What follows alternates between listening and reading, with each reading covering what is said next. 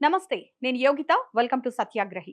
ఒకప్పుడు టకటకలాడే మగ్గం చప్పుడు ఆ ఇంటికి అన్నం పెట్టింది, కుటుంబాన్ని ఆదుకుంది. కానీ ఇప్పుడు ఆ మగ్గం మూలన పడే పరిస్థితి వచ్చింది. తరతరాలుగా వస్త్రాన్ని సృష్టించిన ఆ చేతులు ఇప్పుడు భయంతో వణికిపోతున్నాయి. ఎందుకు? ఎందుకంటే దశాబ్దాలుగా నమ్ముకున్న వృత్తిని కొన్ని ప్రభుత్వ ఉత్తర్వులు, టెండర్ల పేరుతో మింగేయబోతున్నాయి కాబట్టి.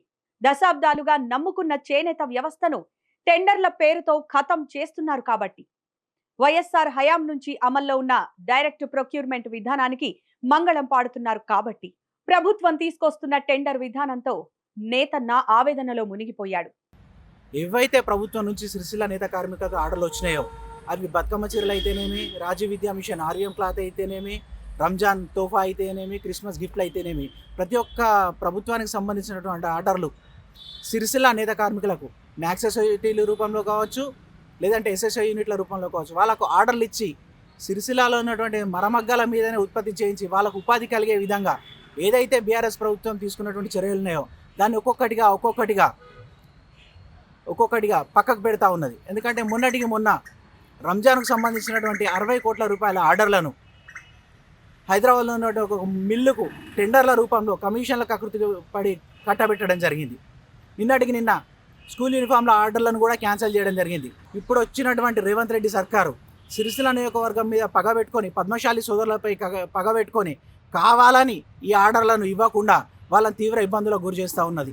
ఇది మాత్రమే కాకుండా వారికి ఏవైతే గత ప్రభుత్వం తీసుకున్నటువంటి బట్టకు సంబంధించిన 300 కోట్ల రూపాయల బిల్లులు ఉన్నాయో వాటిని కూడా ఇవ్వకుండా తిప్పుతూ ఇటు నేత కార్మికులకు రావాల్సిన యారన్ సబ్సిడీ కానీ, అదేవిధంగా వస్త్ర వ్యాపారులకు రావాల్సిన బిల్లులు కానీ ఇవి ఇవ్వకుండా మొన్నటిదాకా ఇబ్బంది పెట్టింది. ఇప్పుడేమో మొత్తంగా ఆర్డర్లను క్యాన్సిల్ చేస్తూ నేత కార్మికుల నోట్లో మట్టి కొట్టింది. ప్రభుత్వం తీసుకున్న నిర్ణయం తమ ఇంట్లో పొయ్యిని ఆర్పేస్తోందంటూ కన్నీరు పెట్టుకుంటున్నాడు. ఒక్క వేటుతో చేనేత సొసైటీలకు విద్యాశాఖ, గురుకులాల నుంచి వచ్చిన 250 కోట్ల విలువైన టెండర్ను రద్దు చేసిన ప్రభుత్వం తెలంగాణ చేనేత రంగాన్ని ఒక చీకటి మలుపులో నిలబెట్టింది. చేనేత అంటే కేవలం బట్టలు నేయడం కాదు, అది ఒక సంస్కృతి. కానీ నేడు ఆ సంస్కృతిని ప్రైవేట్ కార్పొరేట్ కంపెనీల పరం చేసే కుట్రకు తెరలేపింది రేవంత్ సర్కార్. 1, 2 కాదు, 20,000, 30,000 కూడా కాదు, ఏకంగా 1,00,000 కుటుంబాల భవిష్యత్తును ప్రశ్నార్థకం చేస్తోంది. దానికోసం కొత్త టెండర్ల విధానాన్ని తీసుకొచ్చింది. ఆ టెండర్ల విధానం ఏంటి, అధికారులు ఎందుకు ఈ నిర్ణయం తీసుకున్నారు అనేది ఒకసారి చూద్దాం. ఒకప్పుడు పరిస్థితి వేరు. దివంగత ముఖ్యమంత్రి వైఎస్ రాజశేఖర రెడ్డి హయాం నుంచి ఒక పద్ధతి ఉండేది. ప్రభుత్వ శాఖలకు కావలసిన బెడ్షీట్లు, టవల్స్, కార్పెట్లను నేరుగా టెస్కో ద్వారా కొనుగోలు చేసేవారు.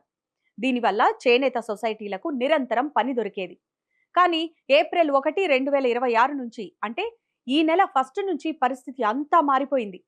వస్త్రాల కొనుగోలుకు ప్రభుత్వం టెండర్ల విధానాన్ని తీసుకురావడం నేతన్నలకు పిడుగుపాటుగా మారింది. దీనివల్ల చేనేత సహకార సంఘాలే నిర్వీర్యమయ్యే ప్రమాదం నెలకొంది. ఇక్కడ అసలు లాజిక్ ఏంటంటే, చేనేత మగ్గం మీద ఒక బెడ్షీట్ తయారు చేయడానికి అయ్యే ఖర్చు దగ్గర 360 రూపాయలు. కానీ పవర్ లూమ్స్ మీద తయారయ్యే బెడ్షీట్లు ప్రైవేట్ కంపెనీలు 200 రూపాయలకే ఇస్తామని టెండర్లు వేస్తాయి. అంటే చేనేత మగ్గంపై చేసిన ఖర్చు కంటే మెషిన్ పై చేసిన దానికి బెడ్షీట్ కి తక్కువ ఖర్చు అవుతుంది. కాబట్టి తక్కువ ధరకే వస్తున్నాయి కదా అని ప్రభుత్వం ఆ ప్రైవేట్ కంపెనీలకే ఆర్డర్లు ఇచ్చే అవకాశం ఉంది. మరి మగ్గాన్ని నమ్ముకున్న కార్మికుడి పరిస్థితి ఏంటి? నాణ్యమైన చేనేత వస్త్రాన్ని యంత్రాల వస్త్రంతో పోల్చడం ఎంతవరకు కరెక్ట్ అన్నదే ఇక్కడ ఆలోచించాల్సిన అంశం. అసలు 22 ఏళ్లుగా సాఫీగా సాగుతున్న డైరెక్ట్ ప్రొక్యూర్మెంట్ విధానాన్ని ఎందుకు మార్చాల్సి వచ్చింది అన్నదే అందరిలోనూ వస్తున్న అనుమానం. పొదుపు చేయడం కోసమే ప్రభుత్వం ఈ నిర్ణయం తీసుకుందని కొందరి వాదన. అయితే ఇది నిజంగా పొదుపు కోసమా, లేక ప్రైవేట్ కంపెనీలకు మేలు చేయడానికా అన్న డౌట్లు కూడా వస్తున్నాయి. ఇంకో విషయం ఏంటంటే, ఈ డెసిషన్ వెనక కొందరు ఐఏఎస్ అధికారులున్నారన్న విమర్శలు వినిపిస్తున్నాయి. నిజంగా ఐఏఎస్లు చెబితే ప్రభుత్వంలోని పెద్దలు 1,00,000 మందికి ద్రోహం చేస్తారా? కొద్ది మంది కోసం 1,00,000 మందిని బలి పెడతారా అన్న ప్రశ్నలకు సమాధానాలు రావాల్సి ఉంది. చేనేత కార్మికులు చెప్పేదొకటే, ప్రభుత్వం టెండర్లు పిలవడానికే డిసైడ్ అయితే మేం ఆ టెండర్లలో పాల్గొనలేం, ప్రైవేటు కంపెనీల పోటీని తట్టుకొని నిలబడలేం.